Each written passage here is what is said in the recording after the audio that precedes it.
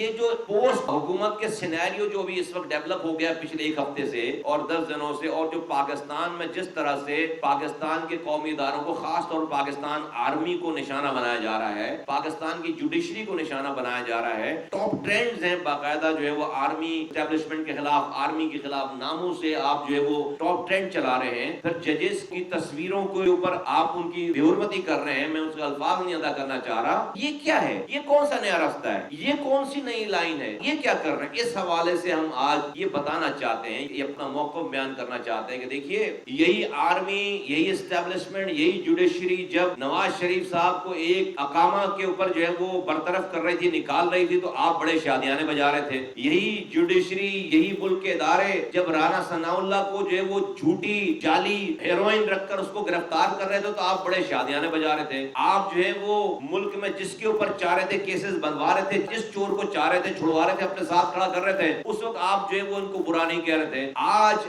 اگر آپ کو بچاتے بچاتے یہ ادارے جتنے بدنام ہو گئے پاکستان میں، 70 سالوں میں وہ بدنامی نہیں ہوئی تھی، تو اب اگر انہوں نے یہ صرف ڈیسائیڈ کر لیا کہ اب آپ جانے اور آپ کا کام جانے اور اب آپ کے لیے وہ کوئی غیر آئینی غیر قانونی کام نہیں کریں گے، تو آپ پاسپورٹ پھاڑ لیں پاکستان کا، آپ پاسپورٹ جلا لیں پاکستان کا، آپ پاکستان کے جھنڈے کو جلا رہے ہیں، آپ پاکستان کے اداروں کی ایسی کی تیسی کر رہے ہیں. اتنی سی حب الوطنی ہے آپ کی.